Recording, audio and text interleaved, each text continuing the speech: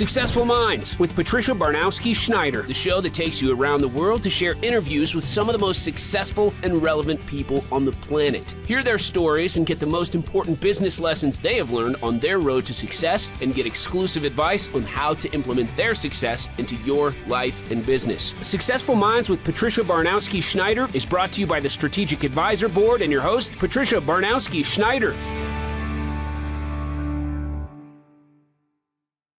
Hello and welcome back to Successful Minds. I'm your host, Patty Barnowski-Schneider. Today I'm joined by Paul Weeden, NBCAP, MA, Integrative Therapist, Embodiment Coach, and Clinical Supervisor. So welcome, Paul. Tell us a little bit about yourself. Oh, well, thanks for having me firstly, Patricia. Sure. So great to meet you. Yeah, so I've been practicing as a mental health professional, mainly a counsellor and therapist for around 12 years.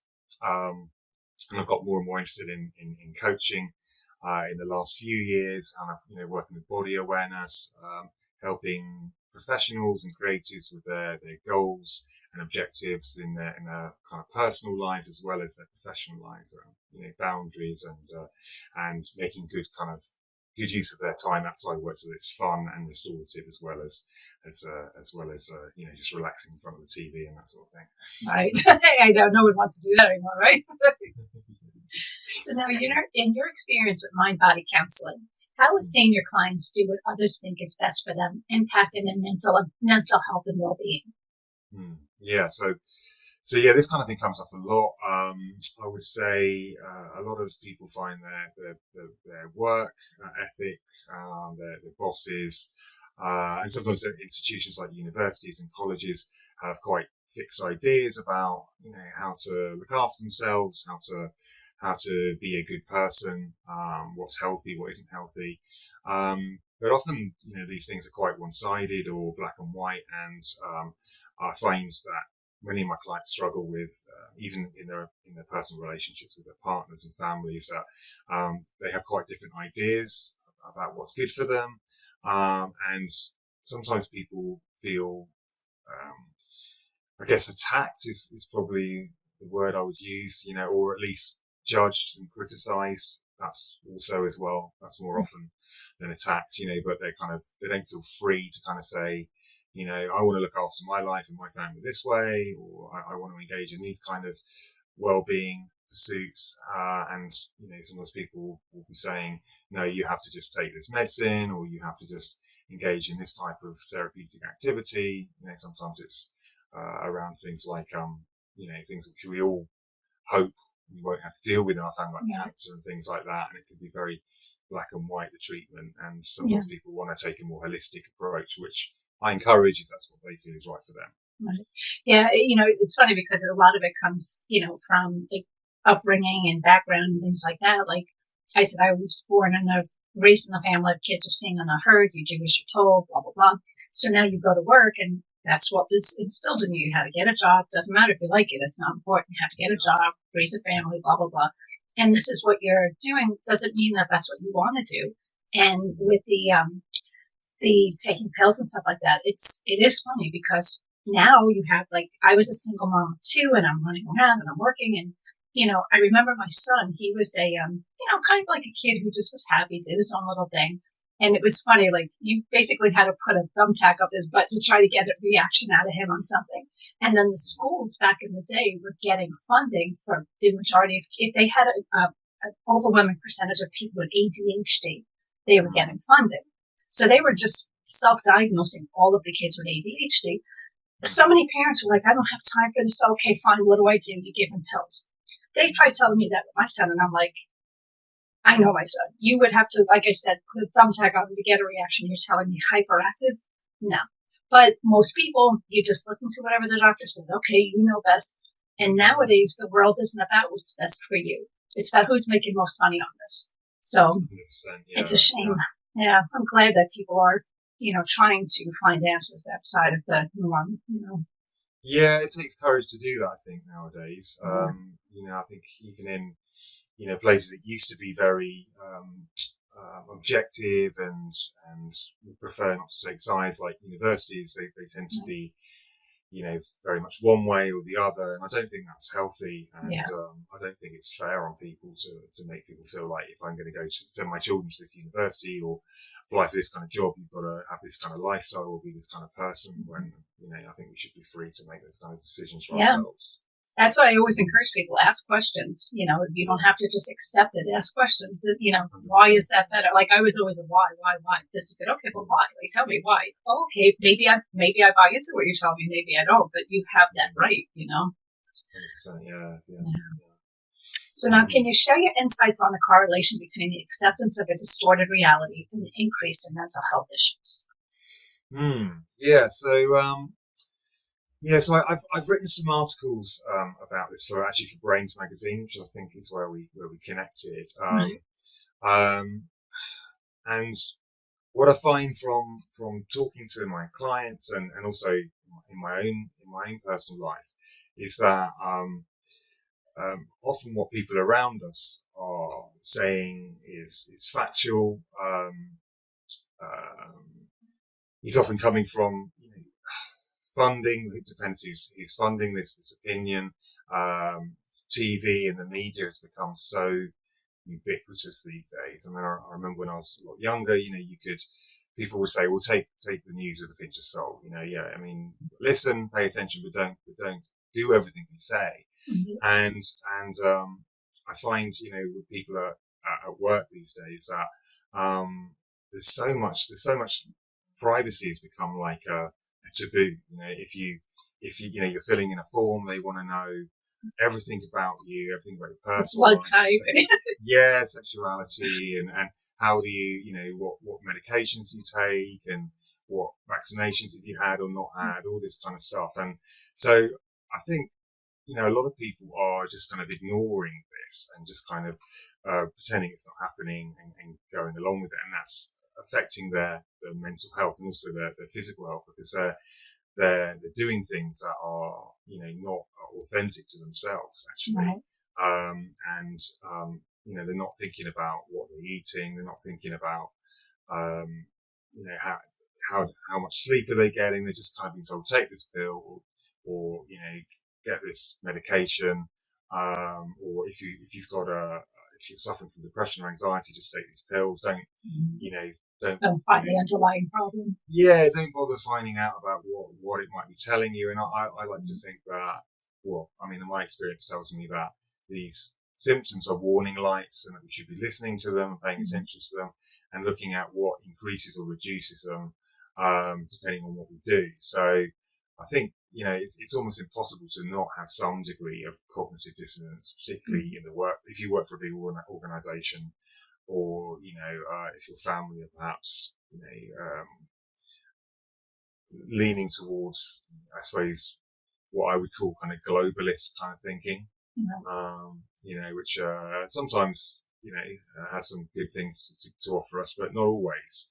And they don't seem to have a lot to say about lifestyle really, and about and how we're all different, and how one medication can be good for one person and not good for another. In fact, some people, it can kill them, as we know, and other people it will help them. Some people, some alcohol is beneficial to them, or at least reduces their negative symptoms, and other people it's terrible. So we would never tell people, you must use alcohol because it's definitely good for you. It's like, well, it's definitely not good for you, but some people it helps a little bit, Yeah, everybody's totally different, and that's one thing. Like, even say I have like allergy, what works for me 100% doesn't work for my husband. What works for him doesn't work for me. We're just different. And it is a shame how the doctors, like I said, the whole world, between the government, the medical, everybody, it's no longer what's best for you. It's how much money can we get. And it's a shame. Like, I suffered from migraines for years. We're talking decades, where like debilitating migraines, where it was probably 3 to 4 times a week. Just horrible. And they just kept giving me pills and pills and pills, to the point I was getting injections for them. Now, the crazy part was, once I hit over 40, according to what says on the media, you have to take all these vitamins. Wasn't taking drugs, wasn't taking anything bad, just vitamins. Well, long story short, I was on these migraine medicines forever. Well, I had an accident, and I was in the hospital and kind of knocked unconscious. So for a month, I wasn't taking any of these vitamins. Do you know, since that accident, I've never had a migraine since.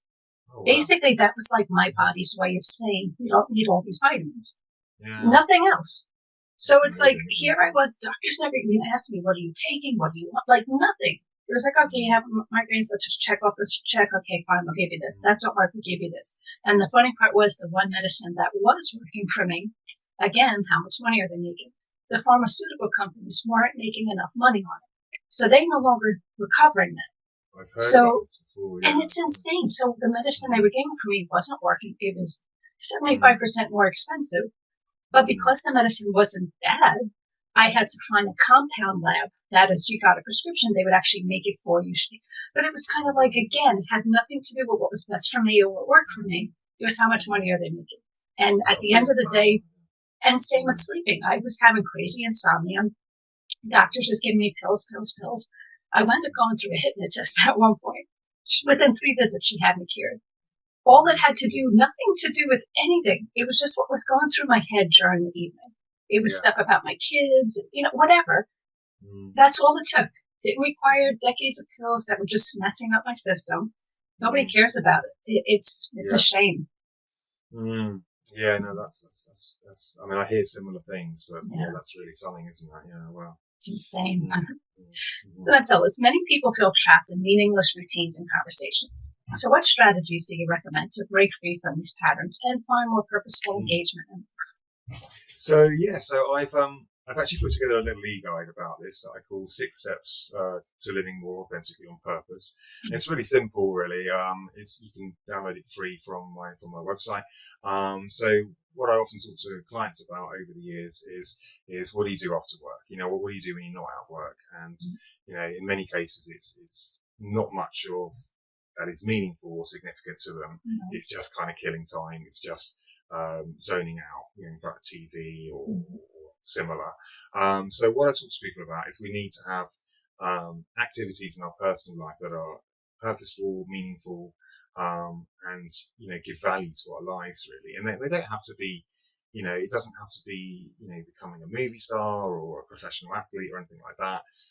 It can be, but it's often it starts off as regularly attending a dance class or a theatre group, or being in a musical production or a band, or making things with our hands.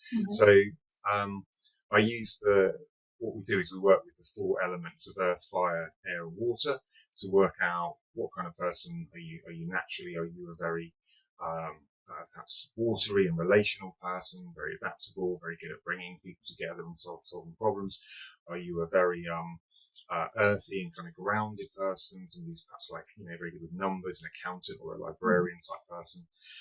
So we sort of look at what are your traits and what are your strengths, and where are you lacking, and where would be perhaps more challenging but perhaps beneficial to put your energy. So it might be taking up an activity like a dance or something creative that you would perhaps be a little bit fearful or taking you out of our comfort zone, let's say.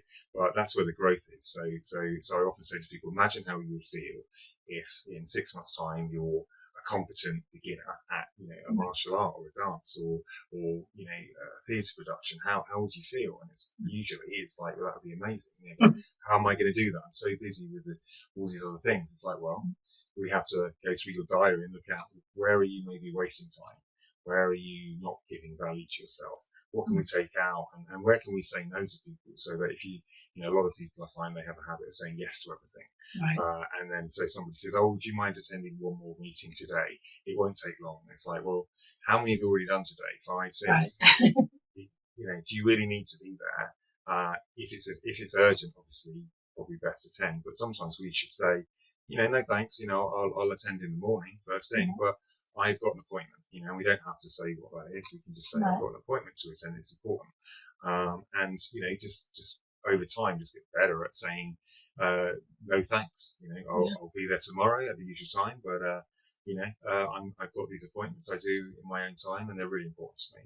And I think, most big organizations have a duty to be seen to at least try to accommodate some of that these days, and not push you to spend more time than you're contracted to be at work, right? And not be calling you outside work unless it's urgent or essential. So I think a lot of it's just habit breaking and reforming kind of a better relationship with ourselves, better habits with ourselves, so that we can go and do these things, and also obviously spend more time with people that we care about, us, family and loved ones. And, even if it's just going for walks in the park or at the beach, that's really important. And a lot of people I speak to just don't do enough of that, myself included, some of the time as well.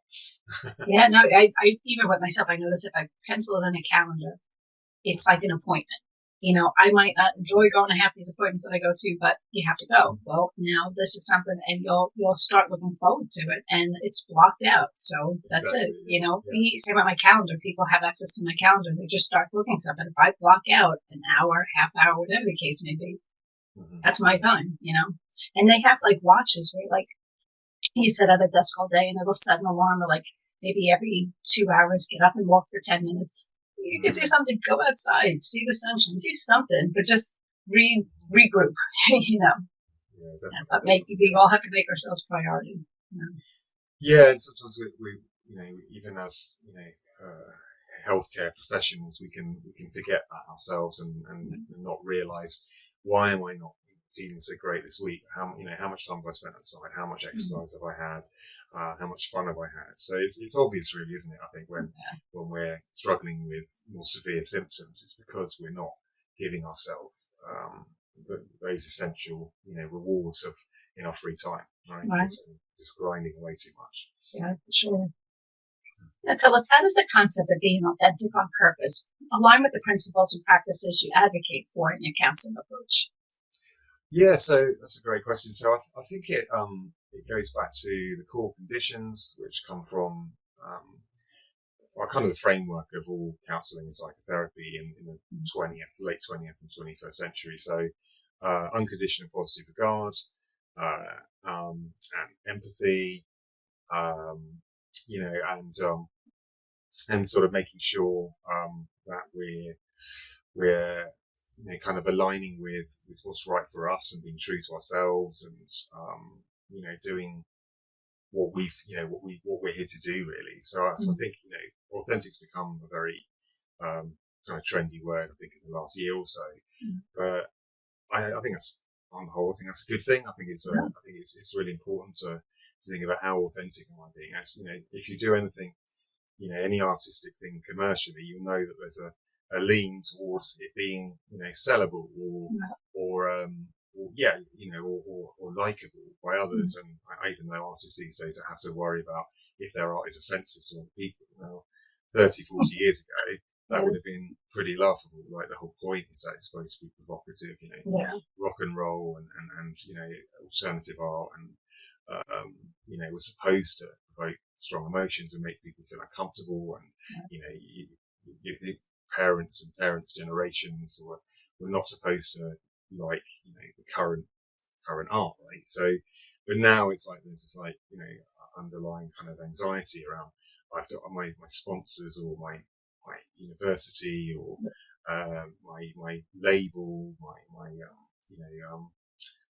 publishers, they've got to approve this as being politically correct and being aligned with the current narrative. It can't be offending anyone. It's got to show that I think in this way, that says that people behave in a certain way, and if not, then I'm a bad person, and this kind of thing. So I think we kind of check in with ourselves. Is what I'm doing? Maybe I'm doing activities that I enjoy, but is it being authentic, or am I kind of is it just box ticking? And in many cases, myself included, it is box ticking, because it's easier to box tick than it is to go and find the right tribe, the right community of people to do what you really want to be doing. It's easier just to kind of join what everyone else is doing. Yeah, exactly. Yeah. It is tricky to find what's unique for you, and I love authenticity, because it's like, again, we were raised in, women do this, women get married, they have babies, they tend to the house, men work, and it's changed. Women do the same, but then it gets all crazy because women want to do the same as men, but then you don't want to be categorized. It's just insane. And, who you're pissing off at some point. Like, I mean, Dr. Seuss is what I grew up on. Now they're taking them off the shelves because people are shooting because of the Dr. Seuss book. Aunt Jemima can't be called Aunt Jemima cereal. It's just kind of like, are you kidding? I mean, it's just it's good that people want to kind of make change, but it is a tough point where you want to be authentic, but like you say, who's your sponsors? Who's your, you can't really be upsetting people, but at the same point, that's what brings change. So it's a tricky part, and I understand why some people kind of feel stuck, because it's like, how do I move forward when it's a tough spot, and you need somebody to help guide them along the way, because anybody who doesn't know how to navigate, like I would struggle. Like, how do you navigate in this way? That's why I just tell it like it is. I always say, love me or hate me, but at the end of the day, I'm still here. It's going to be what it's going to be. Yeah, no, definitely. Yeah. I think that's, it's really hard to kind of, it's kind of, it's not too hard to be kind of authentic or and purposeful and meaningful some of the time, but kind of to do it, make it more of to raise it in your values, and make it so that your daily work, or at least if not your daily work, then your weekly activities, your weekly interests, your hobbies, maybe your side hustle, maybe your entrepreneurial stuff. It's really hard to do that because obviously we're trying not to piss off customers and sponsors and endorsers, but at the same time we're also trying to make a point, right? That maybe we've got something to say that isn't popular, but maybe it's important, and maybe we can acknowledge. I mean, at Christmas I saw a Christmas show, and there were some songs. I think like the Fairy Tale of New York, right? You'll be well aware of that song. And they changed some of the lyrics, and I get why, but I don't see why you can't just. I mean, for starters, the lyrics I don't think were offensive in the way that people assume that they were. I think it was it's a different type of association with the words that people use in the modern day. How we've, a lot of words have changed, like the word gay and things like that now means something very different to what it did 60 years ago. But so I think we can sort of acknowledge that before we sing or perform something. We can say, so this song's 40 years old and it's about this, and the words don't mean what you might think it does, and I wouldn't pick them today myself either, but I'm going to sing them the way they are because that's how the song goes, and sorry if you don't like that, but you don't have to stay and listen. I think doing that kind of thing would show a lot more courage and honesty and genuineness, rather than changing the words and pretending that the words are different. I trust me, I have my own pet peeves with all of this. Like, we just had a joke because we had French toast and we had syrup, and it's like, this is the Aunt Jemima. It's not even called, I forget what it's called. It's not even called that anymore. And it's like, it was like this forever. And it had a history of the woman who, Aunt Jemima. And it's like, that all of a sudden offended people that we had to go and change the name. It's like, are you serious? Like, it's to the point, there's like, you can't sneeze without upsetting someone. And it gets to the point where, like, just get over it. Get over it. But it's just insane. Now tell us, in your professional opinion, what are the long-term effects of living a life that lacks authenticity and purpose? So this is really important, isn't it? So, I definitely speak for myself, but just about everyone I've ever met, it's I think it shows up firstly as poor mental health. That will generally look like not being able to sleep well, probably binge eating or not, not being hungry a lot of the time, and then eating the wrong things.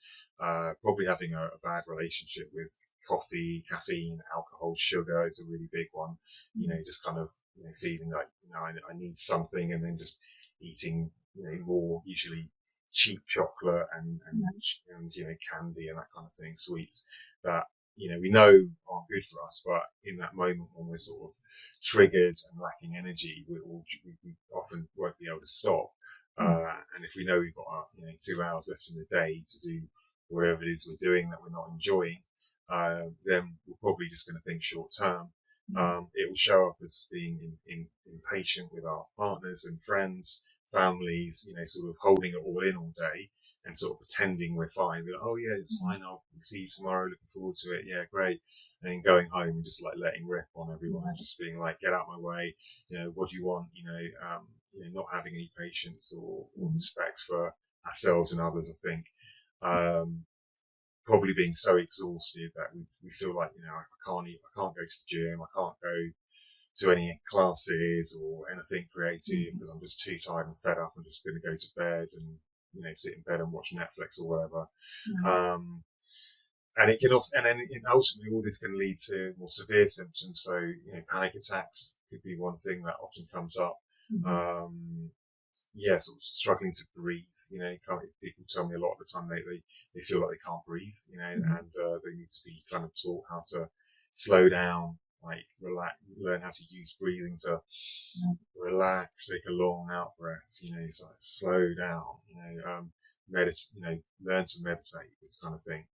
And as this gets worse, it can lead to, hospitalization for an infinite number of reasons. Often it's kind of things like having an accident and that you didn't need to have, or whilst driving, or something else. Sometimes getting in trouble with the law because maybe we're driving a car, or we're in a public place and we over respond or overreact and get ourselves into a situation, alteration with a member of the public or some official, let's say a security guard or someone.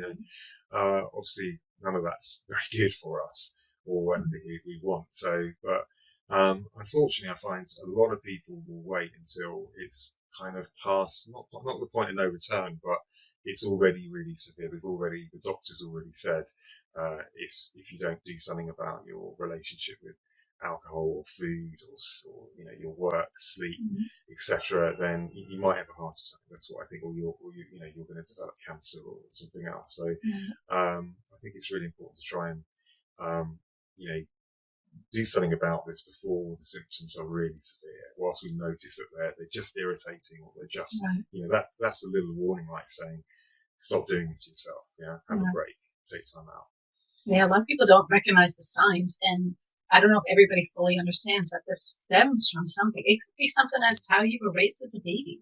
I mean, you don't know it. It's, but it kind of manifests and to the point you're now, and nothing is ever too far gone to fix. They just have to take the step, and I guess they need people to help show them that this is not normal. We can help and recognize the signs. And at the end of the day, it all boils down to you have to make yourself number one. We need the job, yes. You need your family, yes. But none of that is going to be successful if you're not well, Yes. So, something you touched on there, I think is, really important is I think a lot of us are perhaps conditioned and raised to feel that some of these signs are weaknesses, and and our families may have, sometimes people will tell me they try to talk to their parents or partners about their symptoms, about how the underlying feelings they're having, about the stress, the anxiety, and they, the advice they get is kind of suck it up or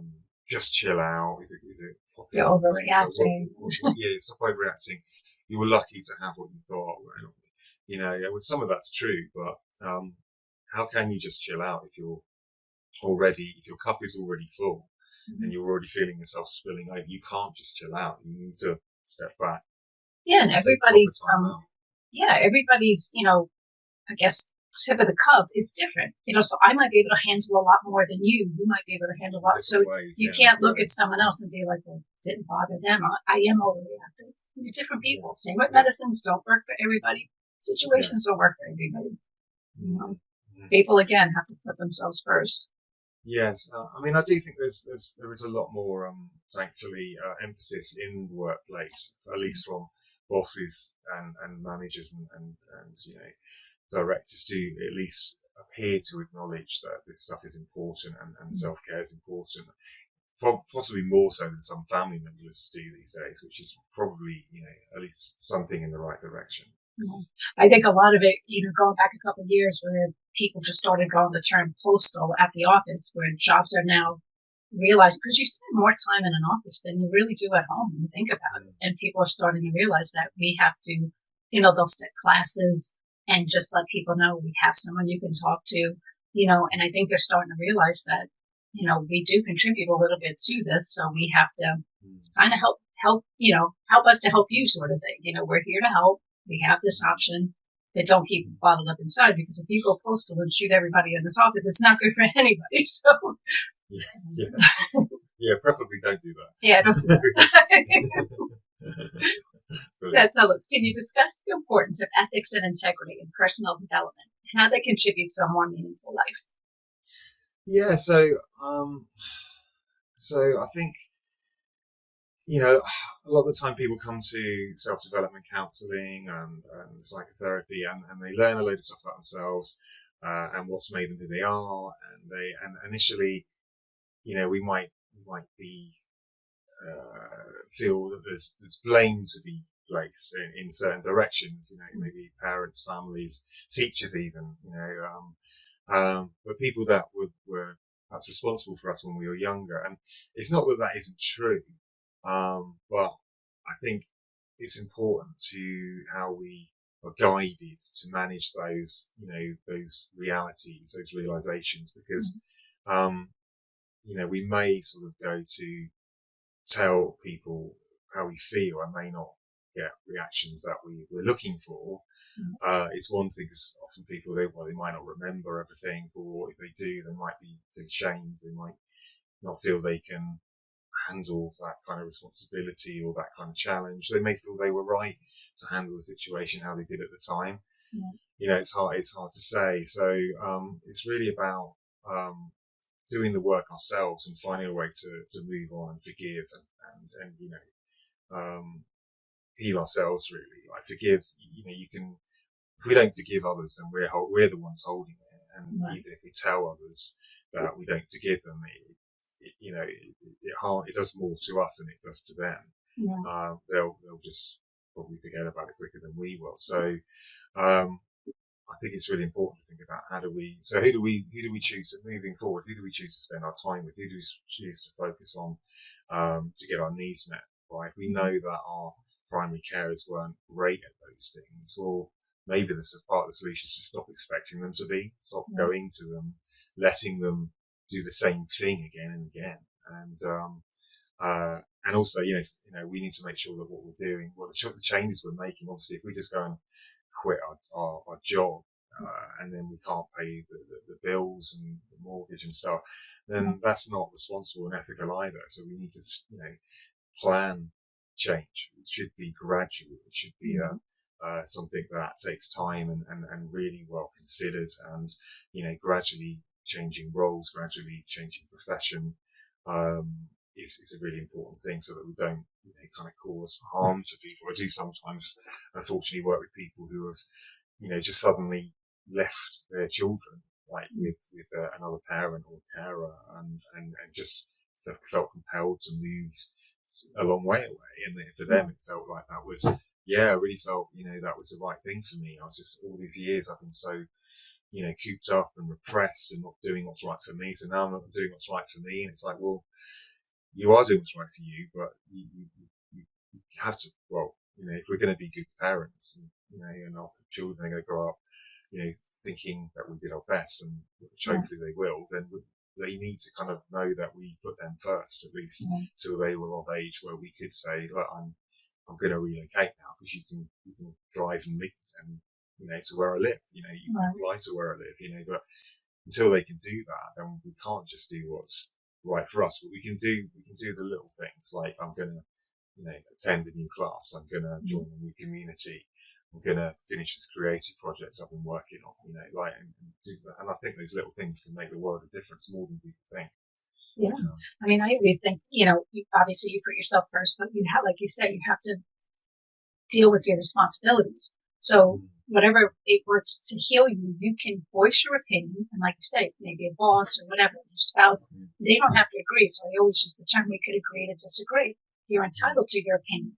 I'm not asking you to, because I know some people like this where it's their way or no way. They don't even want to try to compromise. So it's like, okay, I voice my opinion. We agree to disagree, but I got it off my chest. And now I focus on me. But if I have responsibilities, children, home, job, you know, like you say, plan stuff out. It shouldn't be an instinct bulb. Not everything works that way. Yeah. And sometimes it changes just how we choose to re-engage with this person in the future. It's just, you know, I'm going to communicate differently from now on. I'm going to be more selective about what I share with them. The work's really changed internally rather than, you know, what went on back then. That's not really going to change now. So what we can do about that. No, I agree. Now tell me, what role do you think modern society and its emphasis on superficial achievements play in creating a sense of dissatisfaction and disconnection among individuals? Yeah, so I think particularly for the younger generation, people I work with who are, perhaps, under 35, they've grown up with, digital media being the main thing in their lives. So TikTok and Facebook has been around a long time for them, and those views are so. I mean, sometimes I talk to young people and they're so affected by an opinion about a type of person, or about men, or about women, or about a type of men, or a type of human being even, and they've been watching people who really hate these types of people that they identify as being who they are, and they don't, they it's like an addiction. They can't, it's like they started following something and they're like, I wonder what they are saying now, I wonder what she says next about me, and I'm gonna, I'm ready to write something back, or I'm gonna send it. And it's what actually, if that person has such a polarized view about, and this doesn't have your best interests, so I think, a lot of this is about who really has your best interests, who's really got your back, who will be there when the chips are down. I mean, a lot of people you work with, you might get on really well in the workplace, but, how many are actually there when you have a serious problem, or when you're not working there anymore? You soon realize who keeps in touch, or who you want to keep in touch with as well. So why not invest more time into being more kind of genuine with yourself, and then just attracting the kind of people who value that, and more or less, I wouldn't say totally ignoring, but giving a lot less attention and time to people who think very differently to you, and feel that what's best for you is really not what you want to practice and preach in life. So yeah. Yeah, and I've seen people the same, where like social media, they're addicted to social media and they post every day and they thrive on the correspondence, which a lot of times is negative. So you get into these debates, but first of all, you don't even know these people. They don't know you. And when you research them, this is all they do all day. They have no life. They just sit here and fight with everybody online. And it's almost like the people who are doing this, it's like, is that the only validation you feel, or is that the attention you need? There's other ways of getting that instead of this, because for me, if I happen to see it, I think it's funny. But when I see that this is all you're doing all day, it's like, you're such a better person than that, so it stems from you first. You should, because I did this, I had an article out there. People don't even know, and they were attacking me. And at first I started going back, and I spent like 3 days defending myself. And then it got to a point when I researched them, I'm like, this is all they do. So I put a blurb. This is who I am. This is what about. You can choose to believe whatever you want. I'm no longer commenting anymore. I can't be bothered with this. It's like, I have to put me first. Yeah, totally. It is addictive, and it's kind of feeding that need to be liked, the need to and also to change people. We also, part of us wants to have the power to change people. We think, if I just say one more thing, it will change, and it won't, because they've already made their mind up about it. And some of these people, this is what they get off on. They just want to sit here and they just, that's their addiction. That's like their drug is reading this kind of stuff. Trolling, they call it. I think it's a technical term, isn't it? Yeah. So people have to realize, don't waste your time, and you're a better person than that. Yeah. Agree to disagree and move on. It's easier said than done, but Now, can you share a success story from your practice where someone overcame the challenge of living by the book, like to discover their true purpose? Yeah. So, lots of people I've worked with have gone from, sort of just, I say just, but they're like, let's say they're a lawyer, they're a doctor, a dentist, or a chef, and this is like how they earn their living, this is how they pay their bills. And they'll often tell me that they used to maybe play sport like football or tennis, or they used to like singing, or they used to like making stuff, and they stopped. They just stopped because they haven't got time for it. Others tell them they're too busy. They have a feeling in themselves that this is kind of self-absorbed or selfish. So working through that and helping them to kind of carry on what they're doing, but don't stop that if that's working for you on some level, but make time to get back to join a football team or a tennis club, sing a choir, a theatre group,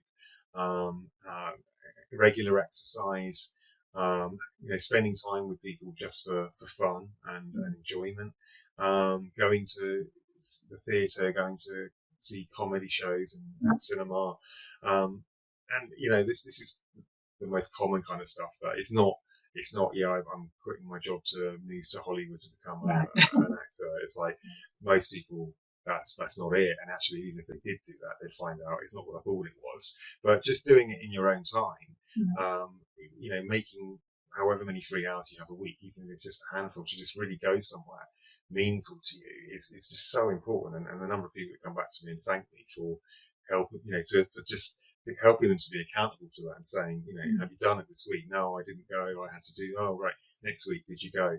No, I couldn't because of this.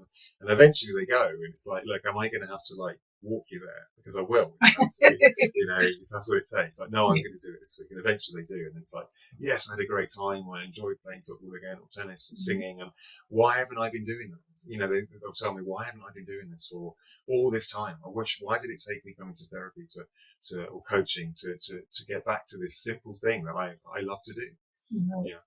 Yeah, it's a matter of putting yourself first. And you can kind of kill two birds with one stone in a sense. I work crazy and I like certain shows, but I also exercise. So I take my shows, I do my exercise in the morning while I'm watching my shows before I start my day. I got my exercise done, I got to see my show, and I feel great, and then I can start my day. Like, you can fit it in, you find, you make it happen, because, I mean, I would get up early because I had to do a work call, but I can't get up early because you can make it happen. You just have to put yourself first. Yeah, it's just getting over that like the book says, feel the fear and do it anyway. It's that comfort zone, slightly outside your comfort zone. Just do it anyway. Nobody's ever, told me they even went to the gym and regretted it, even if they had a minor injury. It's you don't care. It's like, oh well, I'll go back. I'll be fine next week. Or I'll go back. It's like nobody regrets doing anything that they enjoy. Yeah, for sure. Once you realize that it was something you probably forgot about, but you realize how much you felt, how good you felt from it, you'll find a way to fit it in. Totally, yeah.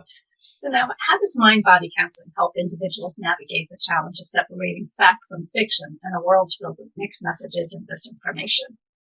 Yeah, so I often talk to people about getting in tune with our gut feeling and our intuition. There's a number of ways we can do this through reflective practice and sort of free writing, just writing a journal or a diary every day for a while can really help. Meditating for 10 minutes in the morning and 10 minutes in the evening if you can.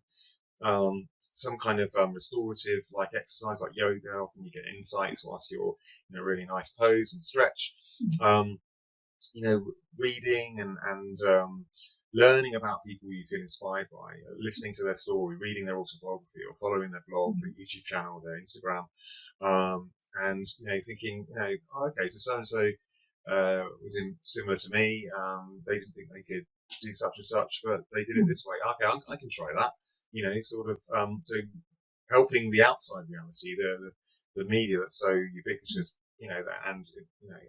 can be very over the top, but actually little bits of it can be, we're really selective about what we check in with. So maybe we're, listening to a really cool podcast whilst we're having our breakfast, right? So if that's teaching us stuff, or we're driving, or we're walking to work, whatever, then we could learn and enjoy it. So I would say keep learning, keep studying, keep reading, keep listening, tuning into yourself, checking in, with others. Where are they feeling inspired? Where are they feeling drawn? Right. Is it from themselves and people they care about, or is it just something that they've been told? Yeah, just baby steps and little chunks here and there. It adds up. 100%. Yeah. Uh-huh. So now, lastly, what advice would you give to our listeners who are just starting their journey towards living a more authentic and purposeful life? Well, if you've enjoyed listening today, I'd really appreciate if you sign up to my mailing list. You'll get some free e-guides and some insightful emails. And there's some of the guides are around how to stay on track. It's easier said than done, because it's one thing to say, right, I'm going to join a club and I'm going to, maybe sing in a band or whatever it is, but kind of keeping it up is easier said than done. And there's some steps there around resources, how to make time for people who know more than we do at our current level. So find a suitable role model and guru, read their book, watch their film, whatever they've got out, and get some philosophical wisdom. So it could be Buddhism, Stoicism, Christianity, even, it doesn't really matter, but it's got to resonate with you, and the values, you've got to find a way to embody them and bring them into your life, so that, every day we're checking in, am I being true to myself? Am I living these values, or am I living other people's values? Yeah, that's all great advice, because people are so easy to just follow the norm. It doesn't mean that that's what's right for you. That's right. So it's authentic-on-purpose-coaching.com /free-e guide, and the link will be in the description. Yes, absolutely. Yeah. Fantastic, Patricia. Thanks for having me on. No, my pleasure. Anything else you want to add that we didn't touch on? I don't think so. I think I really enjoyed talking to you. Thanks so much for having me, and great questions. And it's great to meet somebody else on the other side of the world who's feels similarly to me, and in this in that big web of connection and the internet. It's great that you reached out. I'm so pleased that we're connected. Likewise. That's how can people get a hold of you? Yeah. If you click on the link to my guide, you can also find me at contact at mindbodycounselling.co.uk if you wanted to send me an email. Awesome. Well, thank you again for being on the show. Again, that was Paul Weeden. So thanks for listening to Successful Minds with Patty B. Never miss an episode by subscribing, and just click the bell notification to be notified of new episodes. So thank you again. Lovely. Thanks so much, Patricia. It's been my wonderful. pleasure.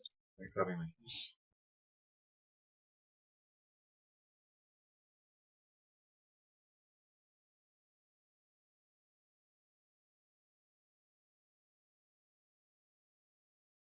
Thank you for listening to Successful Minds with your host, Patricia Barnowski-Schneider. Please leave your feedback and visit strategicadvisorboard.com to get the latest and greatest business advisement on the planet. Follow us on social media for updates, and we'll see you on the next episode.